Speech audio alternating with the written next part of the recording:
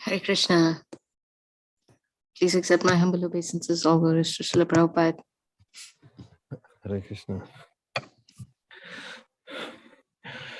All right, so we're live right now, I guess. Yes. Okay. Would you like to say the prayers, and I can read if you like.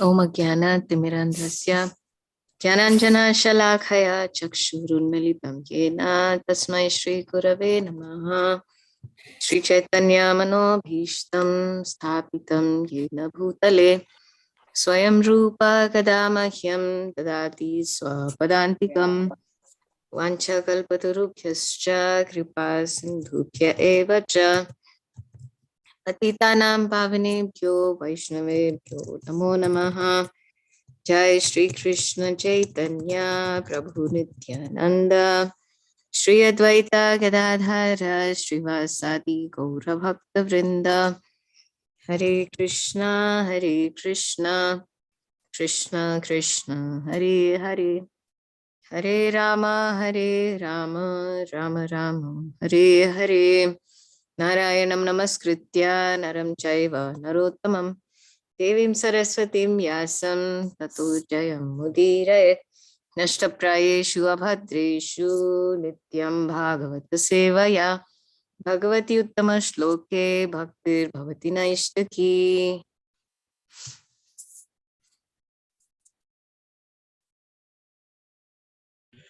Okay, reading from Srimad Bhagavatam, Canto 4, Chapter 21, verse 12, the creation of the fourth order.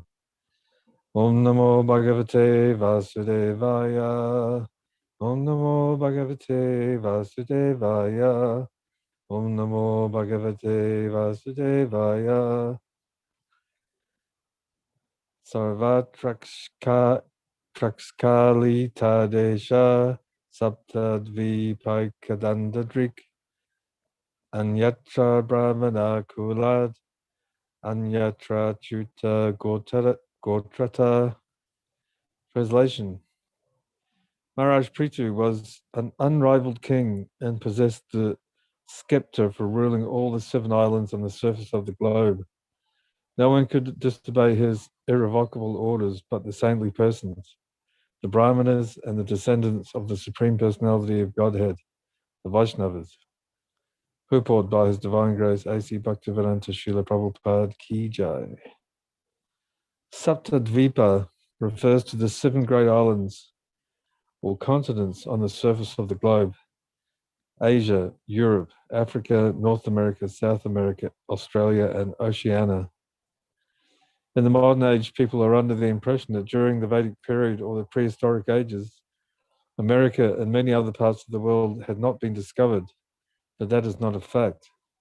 Prithu Maharaj ruled over the world many thousands of years before the so-called prehistoric age, and it is certainly mentioned here that in those days, not only were all the different parts of the world known, but they were ruled by one king, Maharaj Prithu. The country where Maharaj Prithu resided must have been India, because it is stated in the 11th verse of this chapter that he lived in the tract of land between the river Ganges and Jamuna. This tract of land, which is called Brahmavarta, consists of what is known in the modern age as portions of Punjab and northern India. It is clear that the kings of India once ruled all the world and that their culture was Vedic. The word Ashkalita indicates that orders by the king could not be disobeyed by anyone in the entire world. Such orders, however, were never issued to control saintly persons or the descendants of the Supreme Personality of Godhead, Vishnu. The Supreme Lord is known as Achyuta, and Lord Krishna is addressed as such by Arjuna in Bhagavad Gita. Senayor Abayor Madhye Ratam Stapaya Me Chuta. Achyuta refers to one who does not fall because he is never influenced by the modes of material nature. When a living entity falls down to the material world from his original position, he becomes Chuta, which means he forgets his relationship with Achyuta. Actually, every living entity is part and parcel or a son of the Supreme Personality of Godhead. When influenced by the modes of material nature, a living entity forgets this relationship and thinks in terms of different species of life. But when he again comes to his original consciousness, he does not observe such bodily designations. This is indicated in Bhagavad Gita 5.18 by the words Pandita Samadarshana. Material designations create differentiation in terms of caste, creed, caste, color, creed, nationality, etc. Different gotras or family designations are distinctions in terms of the material body. But when one comes to Krishna consciousness, he immediately becomes one of the Achyuta Gotra, or descendants of the Supreme Personality of Godhead, and thus becomes transcendental to all considerations of caste, creed, color, and nationality. Prithu Maharaj had no control over the Brahma Kula, which refers to the learned scholars in Vedic knowledge, nor over the Vaishnavas, who are above the considerations of Vedic knowledge. It is therefore said, I won't read all that Sanskrit, one who thinks the deity in the temple to be made of wood or stone, who thinks the spiritual master in the disciplic succession as an ordinary man, who thinks the Vaishnava in the Achyuta Gotra to belong to a certain caste or creed, or who thinks of Charitamrita or Ganges water as ordinary water, is taken to be a resident of hell, Padma Purana. From the facts presented in this verse, it appears that people in general should be controlled by a king until they come to the platform of Vaishnavas and Brahmanas, who are not under the control of anyone. Brahmana refers to one who knows Brahman, or the impersonal feature of the absolute truth, and a Vaishnava is one who serves the Supreme Personality of Godhead.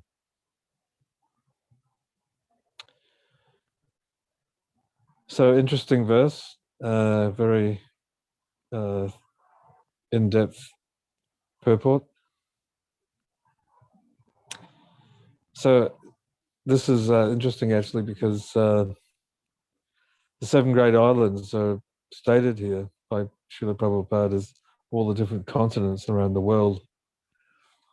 And, due to the ignorance of modern day science and also the especially the British, who try to conquer the world by sending out explorers to explore the world, they didn't realize that before they had a map of the world, actually it was completely ruled by one king, one scripture, and one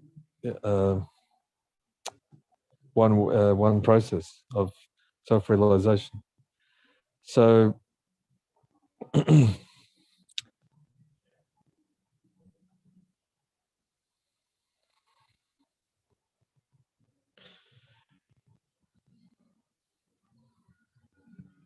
so we have to remember that our position in this material world is very precarious.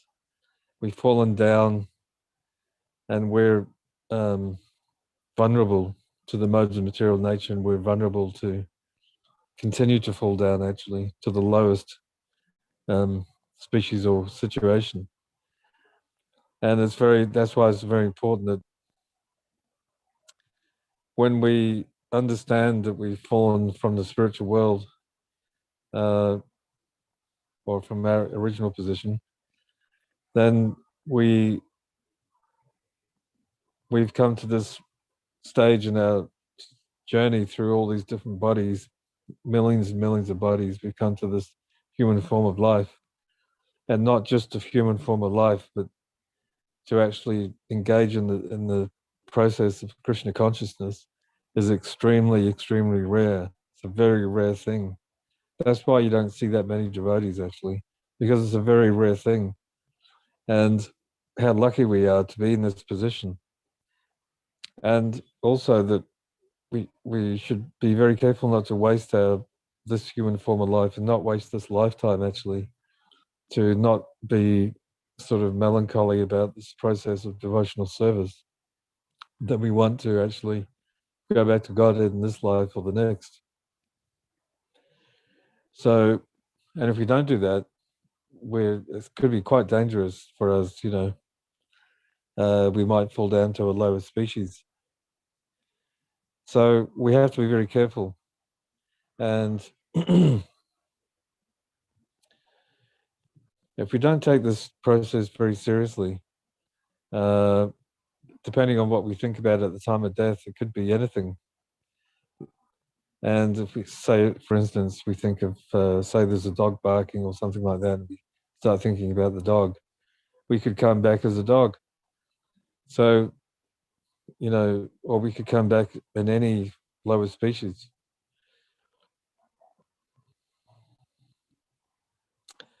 So even though there's quite a long purport here, I can't think of much to say in relation to what's been mentioned about Gotras. And this last part here is interesting, though, that also we have to be careful about the deities. When we worship the deities, we have to be very aware that the Lord is actually present in those forms as wood or stone. He's actually present in those forms, and they're not just made of wood or stone. It's not just a statue that we're worshipping. Krishna is actually present in those deity forms, the Archa Vigraha. He's appeared, he's come down, he's been invited by the installation of the deities. He's been invited to come into those forms and to accept our worship. Sometimes we get a bit mechanical in our devotional service and we just do things mechanically, like ritualistic worship. It's just a ritual that we do. We're not really thinking that the Lord's there, and it's just something that we have to do. You do the circles for the lamp and for the incense and all the rest of it, and it can just be on that platform of doing things mechanically. An offering to the deity can just be something mechanical. So we have to always keep in mind that the Lord's actually present in those deity forms, and we have to be very careful of offenses. But if we always ask the Lord to help us to avoid offenses in the chanting of the holy names and in deity worship or against other devotees, we have to ask the Lord to help us to overcome that situation and to avoid that. This last paragraph is also quite interesting. It's saying here that people in general should be controlled by a king until they come to the platform of a Vaishnava or a Brahmana who are not under the control of anyone. So I was just thinking about that. I was thinking, well, Prabhupada always said that we should follow the laws of a country, but it doesn't actually mean that. It means that if a king is Krishna conscious, then he'll follow that king. But if the king is not following any Krishna consciousness, he's independent. He doesn't have to follow that. For instance, if the government says, "Oh, you shouldn't practice Krishna consciousness," we're going to ban this. It doesn't. A Vaishnava is independent. He knows that he should, and he will somehow rather do that, even if it's in his mind, chant the Hare Krishna mantra, even if it's against the law or something like that. Many devotees put themselves in very dangerous situations, especially in countries like China and Russia. Even in China now, it's still it's a lot better now, but before it was quite dangerous. Russia especially was very dangerous to be a devotee. It was against the law, actually, to practice Krishna consciousness. But the people in general should follow a king. And and be controlled by a king who's qualified.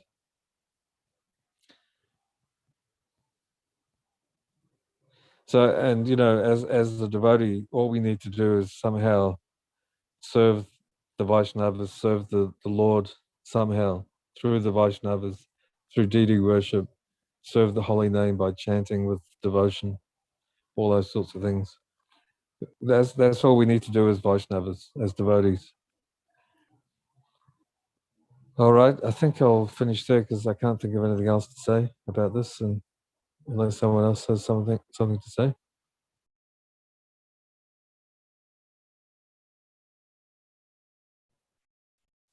Thank you, Prabhu. I don't have anything to add. Actually,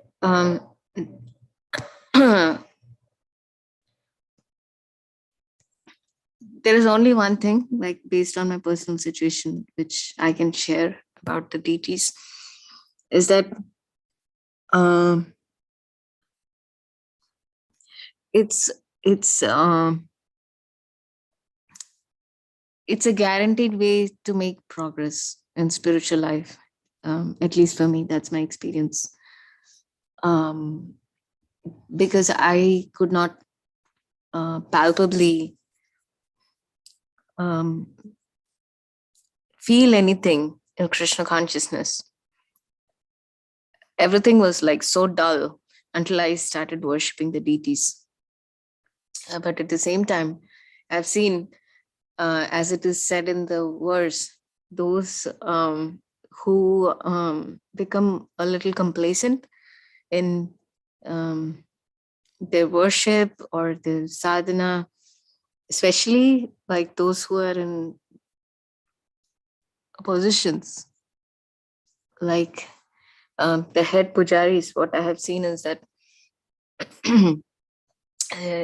every 3 years the head pujari falls down in our temple, and and they're quite qualified people. What I have seen, they're very, very qualified people, like who come take that post, and they fall down in a very unimaginable way. Very difficult to imagine. So one cannot take this process of deity worship lightly. There, I mean, as fast as one makes progress, at the same time, like one can also fall down. Yeah, that's what came to my mind. Yeah, very good point. We have to be so careful, and we have to pray to the Lord every day that we don't offend deities or the Vaishnavas. You know, it's a very important thing.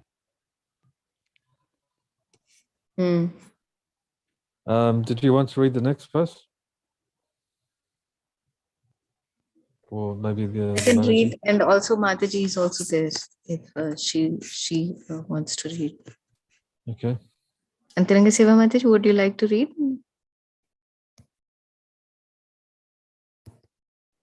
Okay, Mataji, I'll try. Thank you, Mataji. Thank you. Just give me 1 minute, okay?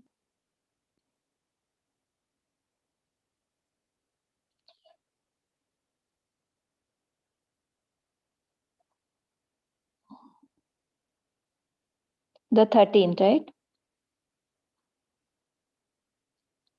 Ekadasin Mahashastra Diksha Tatra Divakasam Samajo Brahmarsinam Cha Rajarsinam Cha Sattamam.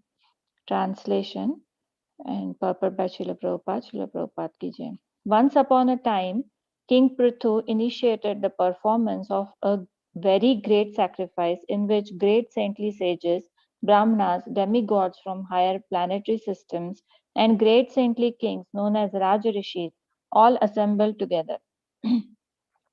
In this verse, the most significant point is that although King Prithu's residential quarters were in India, between the rivers Ganges and Yamuna, the demigods also participated in the great sacrifice he performed. This indicates that formerly demigods used to come to this planet. Similarly, great personalities like Arjuna, Yudhishthira, and many others used to visit higher planetary systems. Thus, there was an interplanetary communication via airplanes and space vehicles. Okay, so now Prithu Maharaj is going to start sacrifice. I think it's the Rajasuya Yajna, something like that. Initiated the performance of a very great sacrifice, and in this, great saintly sages, Brahmanas, demigods from higher planetary systems, and great saintly kings known as Rajarishis all had assembled. So, uh, in the olden days, the culture, the Vedic culture, people, it was based on sacrifice. So, the kings used to perform sacrifice, as we have read in Gita, that without sacrifice, yajna, you don't even get the rain. So, different sacrifices were performed, and the culture was basically Krishna conscious. It was the king's duty to make his citizens also Krishna conscious, and King Prithu was Krishna conscious. He was a Shaktavesh avatar, and by his example, maybe he was teaching that mm, the sacrifice had to be performed. And in this sacrifice, great saintly sages, brahmanas, demigods from higher planets, and saintly kings, they had all come. So, in today's world, we don't see anything like this. The kings or the presidents, they have their rallies, they have their parties, and like-minded people, they come and participate. So in the yajnas, those who were in the mode of goodness. So whatever activity you do, if it is in the mode of passion, then those kind of people you will attract. If it is in the mode of ignorance, those kind of people you will attract. If it is in the mode of goodness, then those who are in the mode of goodness, they will automatically be drawn. Like if you have a home program, devotees will come. You don't need to go and invite. So here, great saintly kings who were very saintly, Raja Rishis. So Yudhishthira was a Raja Rishi.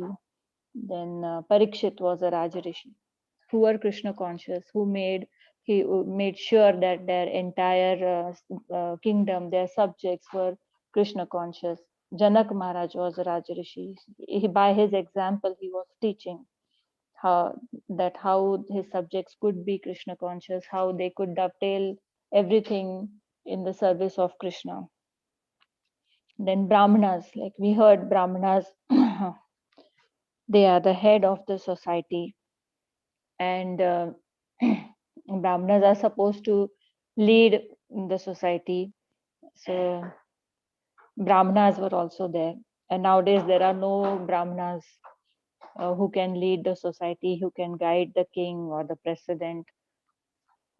That is why Prabhupada insisted that we need to create Brahmanas, we need to teach people, Vaishnavas or Brahmanas who are in the mode of goodness, who live a simple life, a Krishna conscious life. Such people can guide others and show them the right path. And sages had come. Sages are obviously in the mode of goodness or above goodness. So they had come because they are always engaged in chanting the glories of the Lord. So in such yajnas, when mantras are recited, glories of the Lord are recited, it automatically attracts such people. And demigods from higher planets, they had also come. So here it is mentioned that in the earlier days, in like Satyuga, Treta Yuga, Dwapar Yuga, all these yugas, interplanetary communication was possible. So I was hearing in a lecture that why this was possible, because people on this earth were also Krishna conscious. They were in the mood of goodness. And when the consciousness of the earthly people matches with the consciousness of some other planet, some higher planet or lower planet. So if the consciousness matches with the higher planet, then those people come. Then interplanetary travel is allowed. So that speaker was saying that if the consciousness of the earthly people goes down, and it is going down, then a day will come when uh, people from Patal Loka, Bali Maharaj, they will come, and there could be like, there will be a realm merge. So there could be a interplanetary communication between Earth and the lower planetary systems, because the consciousness is going down. That is why it is the duty of the uh, people on the earth to be in the mode of goodness, and then we can also like the entire universe can benefit.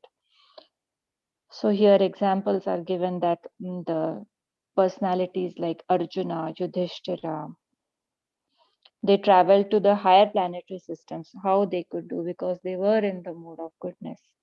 So because of this realm merge or interplanetary communication is possible. That's all I have to say on this verse, Mataji. Mataji and Prabhuji, you can add. Thank you. Hare Krishna.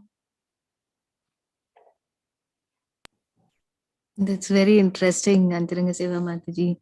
I had not heard of this before.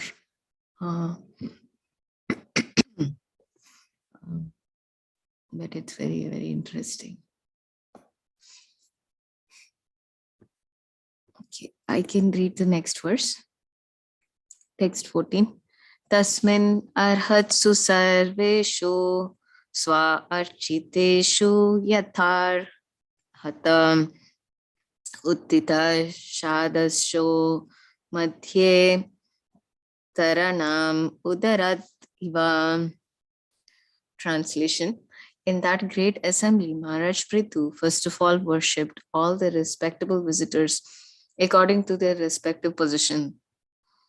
After this, he stood up in the midst of the assembly, and it appeared that the full moon had risen amongst the stars. Purport. According to Vedic cultures, the reception of great exalted personalities as arranged by Prithu Maharaj in that great sacrificial arena is very important. The first procedure in receiving guests is to wash their feet, and it is learned from Vedic literature that one time when Maharaj Yudhishthir performed a Rajasuya Yagya, Krishna took charge of washing the feet of the visitors.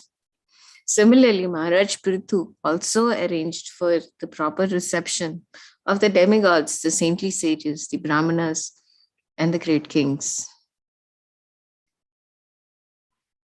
The very nice purport and very important aspect of Krishna consciousness is being discussed here. That actually the mercy of the Supreme Lord flows through the devotees of the Lord. And we also chant the holy name and everything. The first mercy particle in anybody's life enters through a devotee. This is discussed by Srila Vishwanath Chakravarti Thakur. Also in Madhurya Kadambini, that devotees carry the bhakti shakti of the Supreme Lord. And when they distribute that bhakti shakti, which is not even distributed by the Lord himself, one becomes a devotee or a bhakta. So it is only from a bhakta that another bhakta comes. Bhakti is given by the devotees of the Supreme Lord. So it's a very important aspect of Krishna consciousness that we have to worship the devotees of the Lord. And here, Maharaj Prithu, he worshipped all the respective visitors according to the respective positions. So we hear this even in the pastimes of Krishna, that based on the persons Krishna was interacting with, he would interact with them in the most suitable manners. he touched the feet of Mother Kunti and Yudhishthir Maharaj. He embraced Arjuna and he embraced Bhima because they were similar age. And he accepted Nakul and Sahadev. They would come and touch his feet and he would accept that from them. And we also see in other interactions of Krishna that Sudama Brahman, when he went to the palace of Krishna, he was received by him and his queen. And they asked him to sit on their throne, and they washed his feet. And Mother Rukmini, she fanned Sudama Brahman, and Krishna himself washed his feet and sat next to him, and they had an interaction. So these kind of interactions between devotees is not only very fulfilling to the heart, but also it is very satisfying to the Supreme Lord to see loving dealings between his devotees. And when we receive the mercy of a great personality, we get so much mercy to progress in our Krishna consciousness. And Krishna is personally showing that during the performance of Rajasuya Yagya, he was washing the feet of all the visitors. So he's the Supreme Lord, but he loves to serve his devotees. And that is the greatness of Krishna. And he's showing by example how the devotees must be served with great care and attention and love. And this is very, very much required in our Krishna consciousness movement, in our personal dealings and interactions. From what I see and experience, I personally feel like I'm very far away from this aspect of respecting devotees. But it is the most needed and most essential quality to imbibe as devotees. It's one of the most challenging aspect as well, because we interact with devotees on a regular basis, and sometimes we require them to render some services, or we require them to cooperate in a certain way, and we don't receive that cooperation or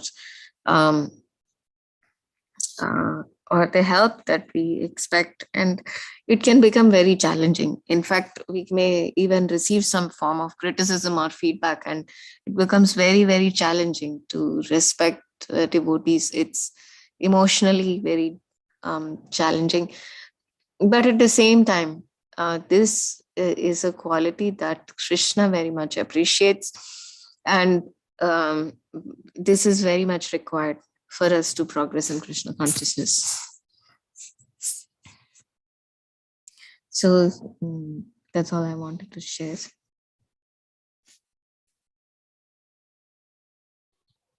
Yeah, very nice points. Yeah, it's very important that we always maintain Vaishnava etiquette. Even in our mind, we have to maintain that also. And see things as the Lord arrangement, as an arrangement of the Lord. Sometimes it's a test for us to pass. We have to pass a certain test so we can advance. So it's good that you talked about that, because if we can see that the Lord's testing us and we can overcome that obstacle, we actually make advancement. Even though it seems very hard sometimes to sort of like accept that. But the Lord does that on purpose. He puts us into difficult situations so we can make advancement. Just like when he takes away everything from a devotee, that's his mercy, because he's putting him into a very awkward situation so he can surrender and make advancement. Will we leave it for today and read from the next verse tomorrow, or should we continue? I'm more in favor of leaving it here for today. But if Mataji wants, we can read more. Mataji, what is your preference? And Prabhu, what is your preference? I'm happy either way. Antaranga Seva, Mataji, what would you like to do?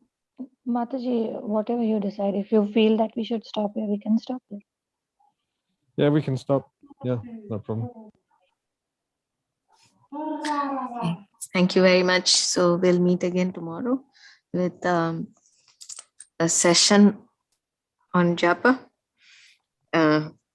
diving more deeply into the different aspects of bringing our attention to the holy name. So please join tomorrow. Hare Krishna, Srila Prabhupada ki jai. Jai. Jai. Srimad Bhagavatam ki jai. Jai. Jai.